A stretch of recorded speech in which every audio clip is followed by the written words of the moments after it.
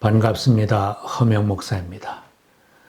우리가 신실하게 믿음으로 살아도 살다 보면 안 좋은 소식을 들을 때도 있고 어려움을 당하는 때도 있습니다. 열왕기에는 남왕국의 히스기야 왕이 갑자기 중환병이 들어 고통을 당한 기록이 있습니다.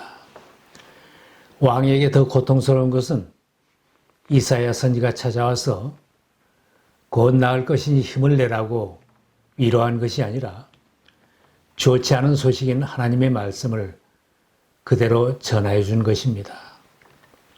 주님께서 이렇게 말씀하십니다. 내가 죽게 되었으니 내 집안의 모든 일을 정리하여라. 내가 다시 회복되지 못할 것이다. 하나님만 의지하고 29년간 백성들을 선하게 통치하였던 히스기야 왕에게는 너무나 가혹한 선언이었습니다. 누구나 좋은 소식과 좋은 말은 반갑지만 안 좋은 소식은 피하고 싶은 것입니다.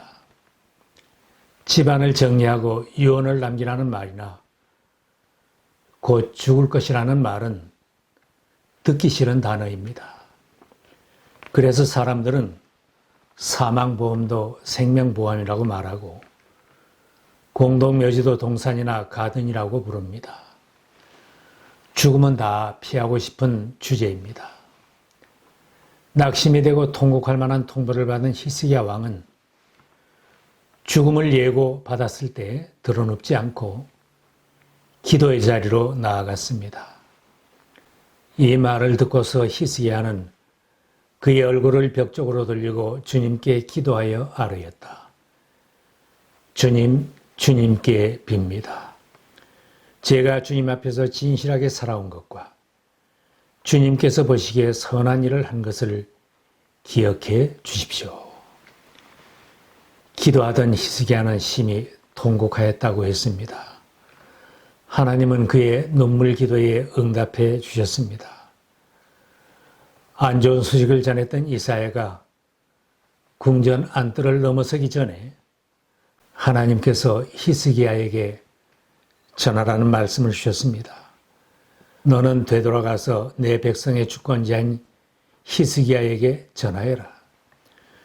내 조상 다윗을 돌본 나 주 하나님이 말한다. 내가 기도하는 소리를 내가 들었고 내가 흘리는 눈물도 내가 보았다. 내가 너를 고쳐주겠다. 사흘 뒤에는 내가 주의 성전으로 올라갈 수 있을 것이다. 내가 너의 목숨을 15대 더 연장시키고 너와 이 도성을 아시리아 왕의 손에서 구하여서 이 도성을 보호하겠다.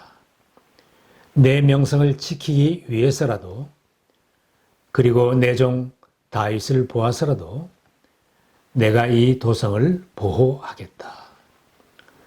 사망 선고를 받고도 기도할 용기를 가진 히스기야는 심한 고통 속에서 하나님을 만나게 되었고 넘치는 은혜를 체험하는 계기가 되었습니다. 내가 죽고 살지 못하리라는 통보를 받았던 그는 하나님께서 내가 너를 고쳐주겠다고 하시는 기쁜 소식도 받았습니다. 이에 더하여 생명을 15년 더 연장시켜주겠다는 말씀도 받았습니다. 히스기야뿐만 아니라 모든 인생들도 언젠가는 모든 일을 정리해야 할 때가 옵니다. 곧 죽음을 맞이하고 회복하지 못하는 날이 있습니다. 중환병을 고침받고 건강하게 살아도 마지막 한 번은 못 고치고 떠나야 할 날이 있습니다. 성경 말씀대로 모든 사람에게 한 번 죽는 것은 정해져 있습니다. 아담은 태어나지 않았지만 죽었습니다. 969년을 장수한 무드셀라도 결국은 죽었습니다. 그렇게 강한 삼손이었지만 그도 역시 죽었습니다. 지혜를 자랑하던 솔로몬 왕도 죽었습니다. 모두가 듣기 싫어하는 죽음은 죄의 결과물이라고 했습니다. 그러므로 한 사람으로 말미암아 죄가 세상에 들어왔고 또 그 죄로 말미암아 죽음이 들어온 것과 같이 모든 사람이 죄를 지었기 때문에 죽음이 모든 사람에게 이르게 되었습니다. 그러나 인류를 사랑하시는 하나님은 예수 그리스도를 통하여 사망을 이기고 영원히 사는 길을 열어주셨습니다. 죄가 없으신 독생자 예수 그리스도를 속죄양처럼 세상에 보내주셔서 모든 인류의 죄값을 치르게 하셨습니다. 이사야 선지를 통하여 예언한 말씀대로 예수님은 모든 죄인들을 대신하여 죽으심으로 죽음을 이기게 하셨습니다. 그가 찔림은 우리의 허물 때문이요 그가 상함은 우리의 죄악 때문이라. 그가 징계를 받음으로 우리는 평화를 누리고 그가 채찍에 맞음으로 우리는 나음을 받았도다. 우리는 다 양 같아서 그릇 행하여 각기 제 길로 갔거늘 여호와께서는 우리 모두의 죄악을 그에게 담당시키셨도다. 예수께서 모든 인류의 죄를 대속하여 죽으셨지만 부활하심으로 사망의 권세를 이기고 승리하셨으며 하나님의 아들의 이름을 믿는 모든 사람들에게 영생의 확신을 안겨주셨습니다. 사도 요한이 확신의 말씀을 전했습니다. 나는 하나님의 아들의 이름을 믿는 사람들인 여러분에게 이 글을 씁니다. 그것은 여러분이 영원한 생명을 가지고 있다는 것을 알게 하려는 것입니다. 우리 모두가 다 시한부 인생인 것을 알고 믿기는 하지만 잊어버리고 살 때가 많습니다. 집안일을 정리하며 살라고 해도 세상이 영원한 것처럼 착각하고 육신의 욕심대로 살기에 하나님으로부터 멀리 떠나 있는 것처럼 살 때가 있습니다. 그럴 때 하나님과 우리 사이에 불순물이 끼어들게 되고 하나님과 나 사이에 장벽이 생기며 하나님을 멀리하게 됩니다. 예배의 자리를 떠나게 되고 섬기는 생활을 멀리하게 됩니다. 우리를 사랑하시기에 하나님은 때때로 자녀들과의 사이에 불순물을 제거하고 장벽을 제거해 주십니다. 예고 없는 질병이나 고통스러운 일들을 통하여 자녀들을 순금을 정지하듯이 연단하여 자신의 존재를 바로 보게 하시고 하나님을 바라보게 해 주십니다. 너는 영원한 존재가 아니다. 이 땅에 잠시 머물다 갈 안개와 같은 존재, 풀잎의 이슬과 같은 존재가 아니냐. 이런 것을 깨닫게 해 주십니다. 히스기야 왕이 앞이 꽉 막힌 순간에 하나님을 찾고 하나님 아버지를 부를 때처럼 우리들도 지금 당한 어려움 속에서 하나님을 만나게 해 주십니다. 사도 바울이 전도하는 중에 말씀했습니다. 이렇게 하신 것은 사람으로 하여금 하나님을 찾게 하려는 것입니다. 사람이 하나님을 더듬어 찾기만 하면 만날 수 있을 것입니다. 사실 하나님은 우리 각 사람에게서 멀리 떨어져 계시지 않습니다. 하나님을 만날 준비가 된 사람이 바르게 살아갈 수 있습니다. 내가 죽게 되었으니 내 집안의 모든 일을 정리하라는 말씀은 하나님 만날 준비를 하라는 것입니다. 죽을 준비를 하라는 것입니다. 환난과 어려움을 당한 히스기야의 반응은 신앙적입니다. 왕국을 의지하고 권력을 의지하던 삶의 자세를 다 포기하고 죽음을 바라보며 주님께 기도하였습니다. 하나님, 이제 내 생명과 내 인생은 주님 손에 달려 있습니다. 세상에 내가 의지하고 희망을 둘 것은 아무것도 없습니다. 벽쪽으로 얼굴을 돌리고 기도하였습니다. 중환병이 들거나 곧 하나님을 만나게 될 것이라면 생활 필수품도 줄어들 수밖에 없습니다. 메이커의 좋은 옷도 필요 없고 환자복 하나면 족합니다. 푸짐한 음식도 필요 없고 죽한 그릇으로 족할 것입니다. 몸을 장식하던 금붙이 보석도 필요가 없고 사는 집이 큰 저택일 필요도 없고 병실 침대 하나로 만족합니다. 권력의 자리도 유명해지는 것도 필요하지 않은 가난한 마음으로 돌아가게 됩니다. 미움이나 원망과 질투하는 것이 다 사라지고 원수도 없어지게 됩니다. 사랑하는 마음, 용서하는 마음, 너그러운 마음으로 바뀌어집니다. 히스기야 왕은 죽음의 문턱에 섰을 때 영혼을 가리고 있던 부패한 오물들을 하나씩 제거하기 시작했습니다.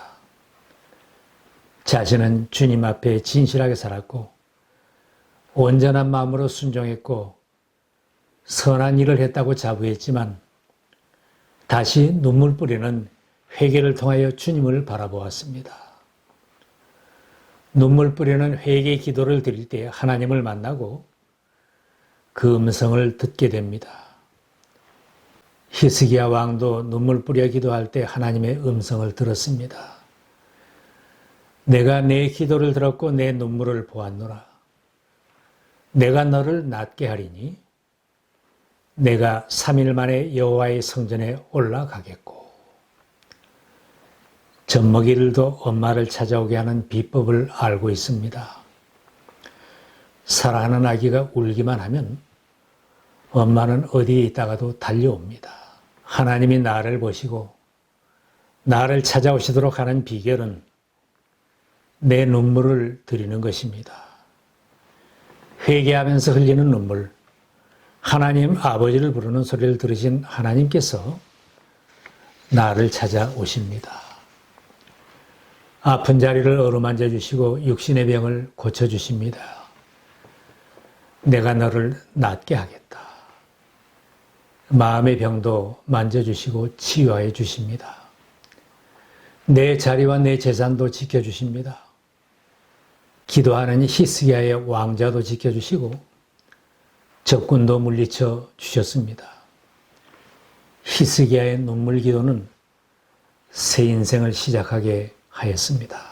눈물이 마른 사람은 혹 망한 사람이 있을지라도 자신을 돌아보며 슬퍼하며 회개의 눈물을 흘리는 사람은 반드시 주님의 위로와 복을 받습니다. 하나님은 모든 사람들에게 하나님 만날 준비를 하라고 하십니다. 이스라엘아, 너는 너의 하나님 만날 준비를 하여라. 온갖 재난을 당하고 살면서도 깨닫지 못하고 돌아오지 않고 사는 이스라엘 백성들에게 아모스 선지를 통하여 선포하신 하나님의 말씀입니다. 그런데도 너희는 나에게로 돌아오지 않았다. 주님께서 하신 말씀이다. 나 주가 이스라엘 가문에 선고한다. 너희는 나를 찾아라. 그러면 산다. 너희는 주님을 찾아라. 그러면 산다. 재난 가운데 고생하며 사는 이스라엘 백성들이 사는 길은 하나님을 찾는 길입니다. 병고침을 받은 히스기야 왕이 감격하여 이런 글을 남겼습니다. 주님께서 조만간에 내 목숨을 끊으실 것이다. 나는 제비처럼 학처럼 애타게 소리 지르고 비둘기처럼 구슬피 울었다. 나는 눈이 멀도록 하늘을 우러러 보았다. 주님, 저는 괴롭습니다.